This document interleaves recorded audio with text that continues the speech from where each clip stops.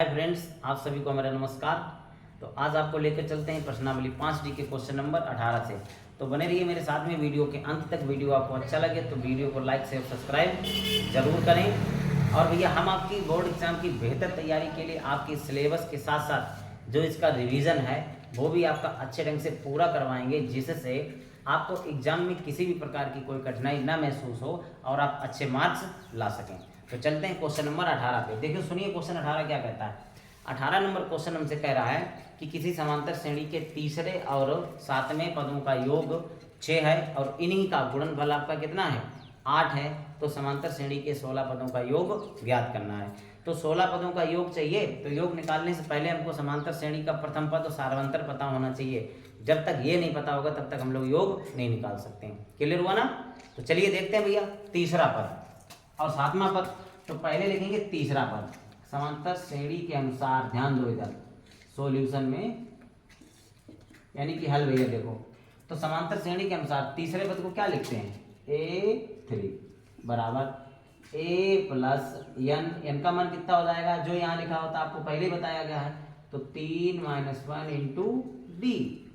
तो A3 बराबर A plus 3 में से क्या 2, साथ में क्या आ जाएगा डी। इसको समीकरण दे दो 1। इसी प्रकार लिख देंगे आपका सातवां पद। सातवां पद क्या होगा, A7। कैसे लिखेंगे, A प्लस एन। एन अब कितना हो जाएगा 7 - 1 इंटू डी।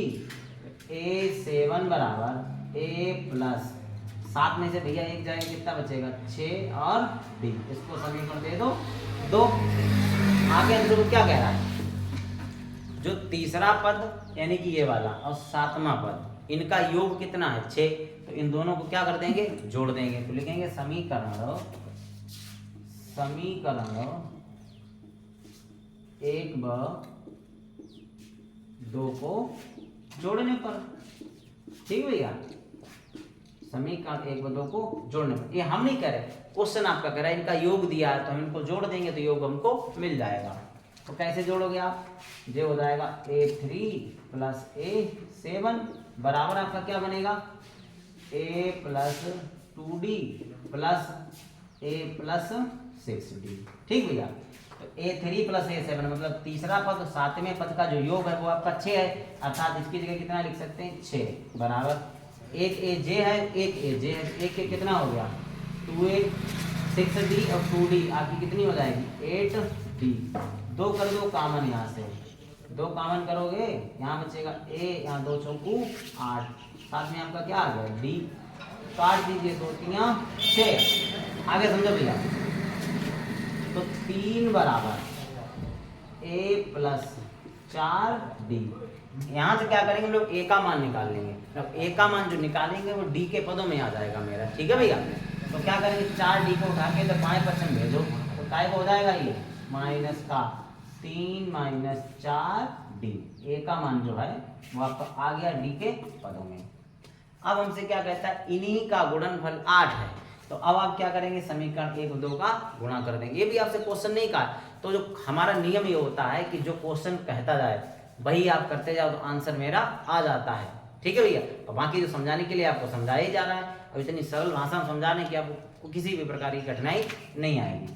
चलिए देखते हैं। तो अब क्या करेंगे, गुणनफल दिया तो दोनों का कर दो गुणा। तो लिखेंगे समीकरण, ध्यान से देखो, 1 व 2 का गुणा करने पर। तो समीकरण 1 व 2 का क्या कर देंगे गुणा। तो इसके बाद आपको ऊपर से नोट करना। देखो भैया ध्यान, सवाल आपका बड़ा है, ध्यान समझिए। 1 व 2 का गुणा करेंगे तो क्या बनेगा मेरे पास A3। इधर देखो आप, A3 गुणे A7 हो गया।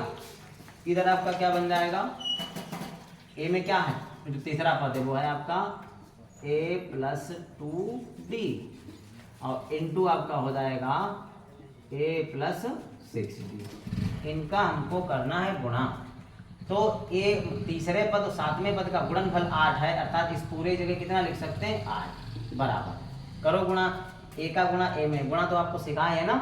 ठीक है, A का A में करोगे A की घात 2 हो जाएगा। A का 6D में करोगे तो जो हो जाएगा 6AD अब ए का दोनों में हो गया, अब 2d का करोगे दोनों में, तो 2d का a में करो पहले, तो 2ad हो गया, 2d का 6d में, तो जे हो जाएगा 6 दूनी 12, d का d में d की घात 2। इतनी बात क्लियर है भैया?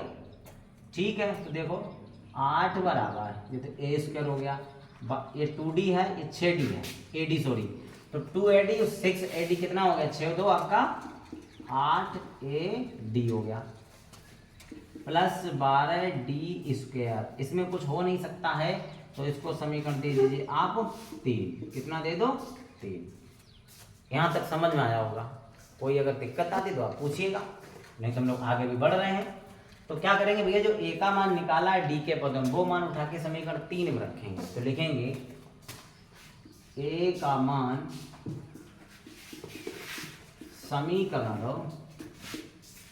3 में रखने पर, ध्यान देना बहुत अच्छा सवाल है, समीकरण 3 में रखने पर, तो जहां पर a है उसकी जगह 3 - 4d रखेंगे। 8 बराबर, ध्यान दो, a की जगह 3 - 4d का होल स्क्वायर प्लस 8ad, तो a की जगह मान रख देंगे, 8d आपका बाहर आ जाएगा, a की जगह क्या आ जाएगा 3 - 4d। क्लियर इतनी बात? और प्लस आपका कितना चल रहा है 12d स्क्वायर, जो चल रहा है वो चलता रहेगा।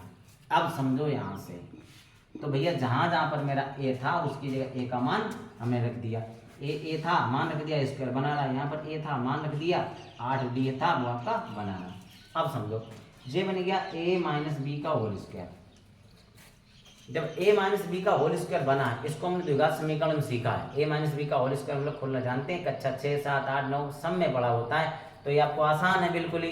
तो समझिएगा, a का स्क्वायर मतलब वो, a का स्क्वायर मतलब मेरे पास a की जगह क्या है 3 का स्क्वायर, b का स्क्वायर मतलब 4d का स्क्वायर, माइनस होता 2ab, तीनों का गुणा, तो 2 × 3 × 4d। इतनी बात क्लियर हुई? अब 8d का अंदर करोगे तो ध्यान देना, 8d का 3 में 8 3 24d, 8d का 4d में 8 × 32, ये प्लस ये माइनस मिलकर माइनस हो जाएगा, 8 × 32 और साथ में आ जाएगा आपका d स्क्वायर और प्लस का 12d स्क्वायर आपका चल रहा है। कोई दिक्कत यहाँ पर हो तो बताइए आप, होनी नहीं चाहिए।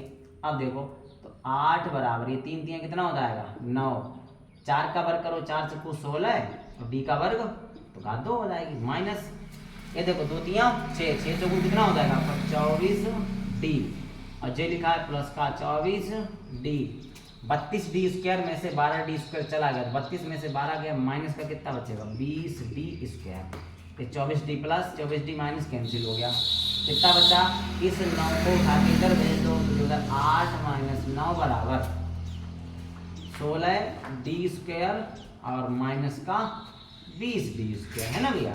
तो 9 में 8 गया, कितना बचेगा 1 बराबर 16, 20 में से 16 गया माइनस का 4d स्क्वायर, और ये जो घटाया था 9 में से 8 घटेगा, 9 माइनस का, इसलिए चिन्ह आ जाएगा माइनस का, तो minus minus cancel.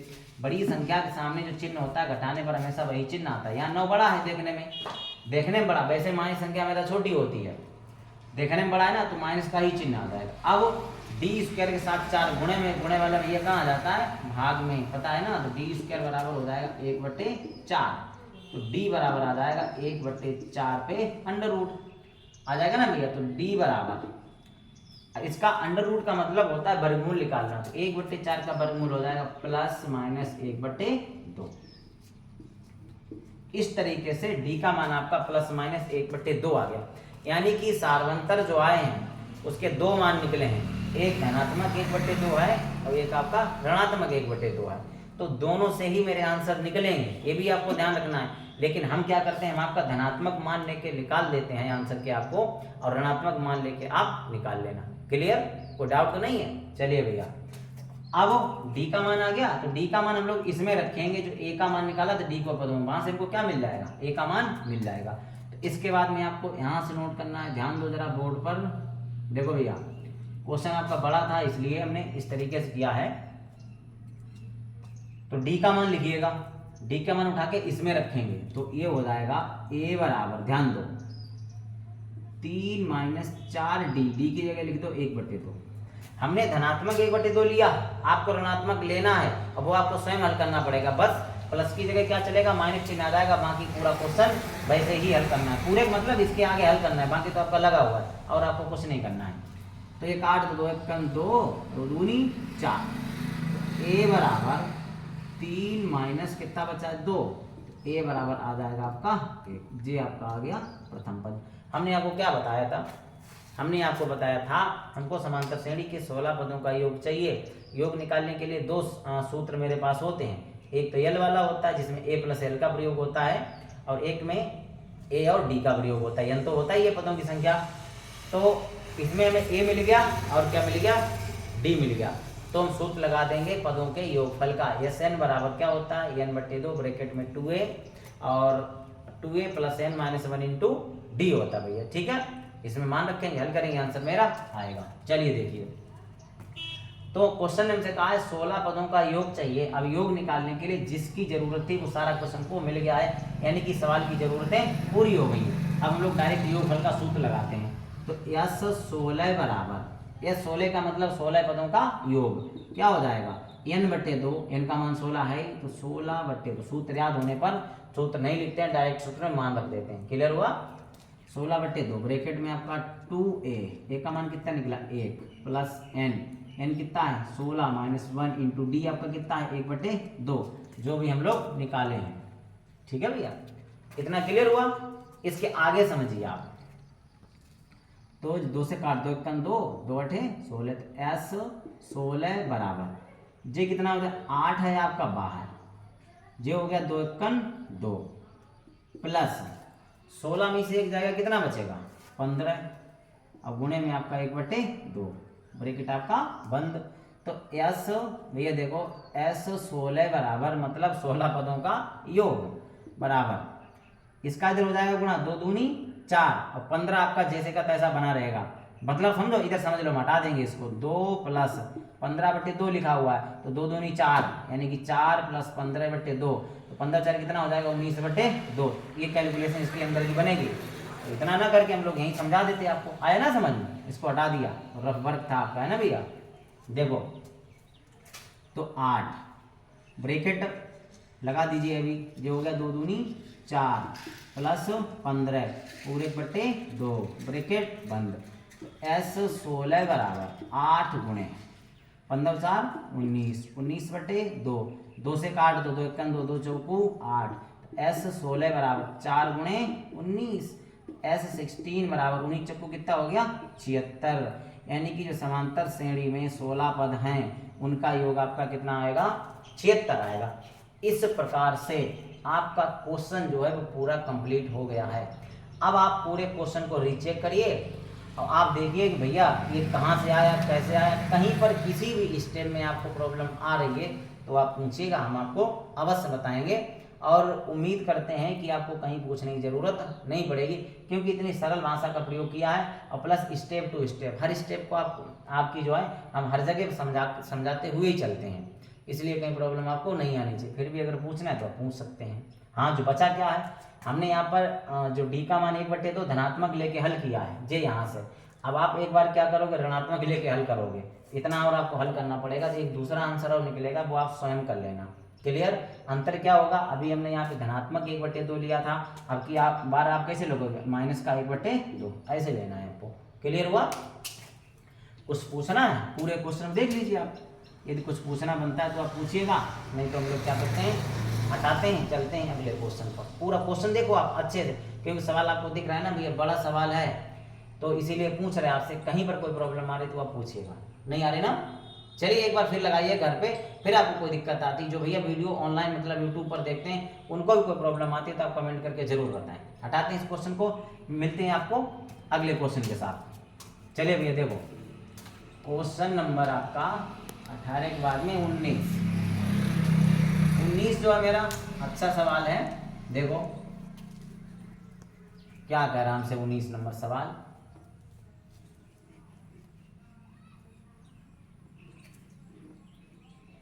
Question number 19 भैया ध्यान देना अच्छे से। 19 नंबर क्या है, वो हमसे कहता है, ध्यान से सुनो, सवाल बहुत बड़ा लिखा हुआ है, एक सीढ़ी के क्रमागत डंडे परस्पर 25 सेंटीमीटर की दूरी पर हैं। यानी कि जो सीढ़ी है, तो पहले हम सीढ़ी बना के आपको दिखा दे रहे हैं, फिगर जो है बना के दिखाते हैं। देखो आसान है भैया, सवाल जो है आपका बहुत ही आसान है। ये आपकी सीढ़ी हम बना दे रहे हैं।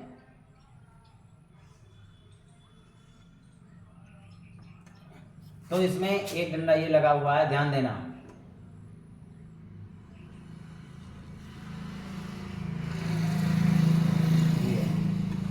ये एक इसके ऊपर है, फिगर बना के दिखा दे रहे हैं आपको, इसे अच्छा समझ में आ जाएगा ना भैया।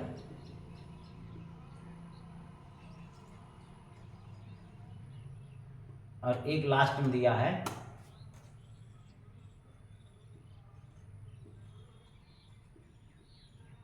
समझिए आप। तो इस प्रकार से सीढ़ी बनी हुई है आपकी। अब आपको बताते हैं, सुनिए। तो एक सीढ़ी के क्रमागत डंडे परस्पर 25 सेंटीमीटर की दूरी पर है। यानी कि जो डंडे हैं, जैसे ये डंडा क्रमागत है, मतलब क्रम से चलने वाले, पहले के बाद दूसरा, तो इनके बीच की जो दूरी है वो 25 सेंटीमीटर में सीएम में लिख दिया गया, ठीक है। सीएम का मतलब सेंटीमीटर। तो इनके बीच की जो कुल दूरी है वो कितनी है, 25 सेंटीमीटर। क्रमागत दो डंडों के बीच की कुल दूरी है वो कितनी है, 25 सेंटीमीटर है। आगे हमसे क्या कहता है, डंडों की लंबाई एक समान रूप से घटती जाती है, ठीक है। आगे कहा है तथा सबसे निचले डंडे की लंबाई 45 सेंटीमीटर है और सबसे ऊपर वाले डंडे की लंबाई 25 सेंटीमीटर है। यदि ऊपरी और निचले डंडों के बीच की दूरी 2 से 1/2 मीटर है, तो डंडों को बनाने के लिए लकड़ी की कितनी लंबाई की आवश्यकता होगी। आसान है, देखो समझिए। जो सबसे नीचे वाला डंडा है, सबसे ऊपर वाला डंडा है, इनके बीच की जो कुल दूरी है वो भी समझ लीजिए आप। इनके बीच की जो कुल दूरी है वो कितनी है भैया, ध्यान दो। वो जो आपकी कुल दूरी दी रखी है वो 2 सही 1/2, मतलब 2 दूनी 4 1 5/2 मीटर, ठीक। जो कुल दूरी दी रखी है यहाँ से यहाँ तक, सबसे नीचे वाले डंडे से लेकर सबसे ऊपर वाले डंडे के बीच की जो दूरी है वो कितनी है, 5 मीटर। अब एक चीज और ध्यान रखो, क्वेश्चन जब भी हल करते हैं तो उसमें क्या होना चाहिए आपका, यूनिट, मतलब इकाइयां समान होनी चाहिए। अब ये मीटर में है, ये सेंटीमीटर में, तो इसको भी क्या बनाना पड़ेगा हमको, सेंटीमीटर बनाना पड़ेगा। बात क्लियर हुई। चलिए देखते हैं हल। हाँ तो समझिए क्वेश्चन हमसे क्या कहता है, फिर से एक बार पुनः समझिए।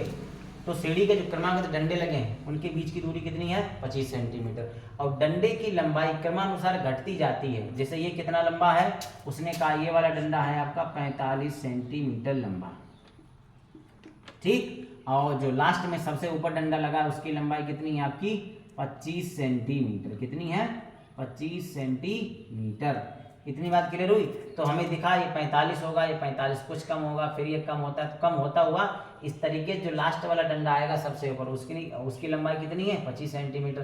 तो ऐसे कितने डंडे लगे हैं, जब तक ये नहीं पता चलेगा तब तक लंबाई कैसे ज्ञात कर पाएंगे।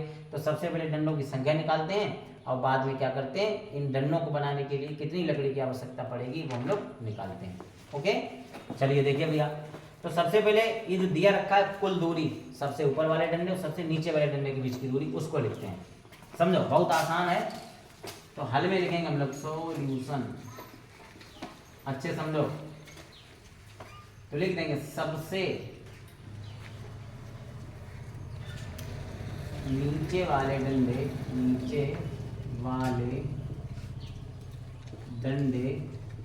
और सबसे ऊपर वाले डंडे और सबसे ऊपर वाले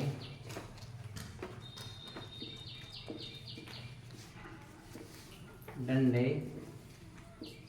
के बीच की कुल दूरी बराबर आपकी कितनी है, 5/2 मीटर। अब आप समझो जो सबसे नीचे वाला डंडा है सबसे ऊपर वाला डंडा है, इन दोनों के बीच की जो कुल दूरी है वो आपकी कितनी है, कुल दूरी जो है कितनी है, 5/2 मीटर। 5/2 मीटर का मतलब हमको बाकी इकाइयाँ सेंटीमीटर में है, तो इसको भी क्या बनाना पड़ेगा, सेंटीमीटर। ठीक है भैया। तो क्या करेंगे, 5/2 मीटर को सेंटीमीटर बनाने के लिए 100 का गुणा कर देते हैं, ये बन गया सेंटीमीटर आपका। क्लियर। 2 से काटो तो 1 कम 2, 50 दूना 100, तो 50 पंचे 250 सेंटीमीटर। अर्थात अगर हम लोग सबसे ऊपर वाले और सबसे नीचे वाले डंडे के बीच की दूरी सेंटीमीटर में देखें तो कितनी आगे 250 सेंटीमीटर आ जाती है। इतनी बात क्लियर हुई? आगे समझो। इसलिए सीढ़ी में डंडों की संख्या, इसलिए सीढ़ी में लगे डंडों की कुल संख्या। बात समझिए। तो क्या करेंगे, 2 क्रमागत डंडों के बीच की दूरी 25 सेंटीमीटर है और टोटल दूरी कितनी है 250। तो 2 क्रमागत डंडों के बीच की दूरी से यदि कुल बीच की दूरी में क्या करते हैं, भाग कर दें, तो डंडों की संख्या आ जाएगी। अर्थात मेरे पास क्या बन जाएगा, 250 बटे 25, काट दीजिए 25 दशामन 250, यानी कि 10 डंडे। इतनी बात क्लियर हुई? यानी कि जो आपकी सीढ़ी है उसमें कितने डंडे हैं, 10। एक चीज क्लियर हो गई कि सीढ़ी में डंडे कितने लगे हैं, 10। सीढ़ी में ये जो सीढ़ी बनी उसमें कितने डंडे लगे हैं, 10। अब इस 10 डंडों को बनाने के लिए कुल कितनी लकड़ी की आवश्यकता होगी, जिसमें जो सबसे नीचे से जो सबसे पहला डंडा लगा है उसकी लंबाई कितनी है, 45 सेंटीमीटर। तो ये क्रम से घट रही है। अब क्रम से घट रहा हो या क्रम से बढ़ रहा हो तो वहां पर हमको क्या मिलता है, एक समांतर श्रेणी मिलती है। तो समांतर श्रेणी के अनुसार ये प्रथम पद हुआ है। क्या हुआ है आपका, प्रथम पद। अर्थात तो ए बराबर आपका हो जाएगा, ऐसे लिख दो, पहले डंडे के नीचे से, इस भाषा में लिख दो, नीचे से पहले डंडे की लंबाई, तो पहला डंडा है ना, तो इसको लिखते हैं प्रथम पद के हिसाब से। तो ए बराबर हो जाएगा आपका 45 सेंटीमीटर। और क्या लिखोगे आप, अंतिम डंडे की, तो सबसे ऊपर यहां लिखोगे अंतिम डंडे की लंबाई, लिख दीजिए अंतिम डंडे की लंबाई। अंतिम डंडे की लंबाई, अंतिम पद को क्या लिखते हैं, यल। तो यल बराबर आपका हो गया 25 सेंटीमीटर। इतनी बात क्लियर? तो समांतर श्रेणी के पदों का योगफल निकालने के लिए हमको सारा कुछ पर्याप्त हो गया। अर्थात 10 डंडे लगे तो पदों की संख्या हो गई 10, अंतिम पद 25 है यानी यल का मान हो गया, प्रथम पद आपका 45 है यानी कि ए का मान हो गया। योगफल के सूत्र रख देंगे हम लोग, तो जो 10 डंडे हैं उनमें कितनी लकड़ी की आवश्यकता पड़ेगी वो निकल कर आ जाएगी। तो देखिए भैया, फिगर को हटा देते, इसकी जरूरत आपकी खत्म हो गई है, हटा दें भैया। चलिए देखिए, तो अब लगाइए आप, इसके बाद में यहां से नोट करिएगा, ध्यान दो थोड़ा सा। देखो, अतः 10 डंडों की कुल लंबाई के लिए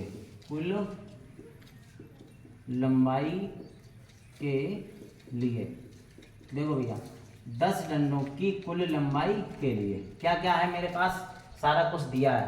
तो लगा देंगे योगफल का सूत्र, यानी S10 बराबर n/2, कितने हैं 10, n का मान हो गया 10/2, ब्रैकेट में आपका हो जाएगा, छोटा ब्रैकेट लगा दो, a + l। a का मान कितना है 45 और b का मान भैया कितना है आपका 45। देखो a का मान जो है आपका n/2 यानी कि हो जाएगा 10/2, ब्रैकेट में a का मान 45 प्लस l अंतिम पद है, कितना है आपका 25।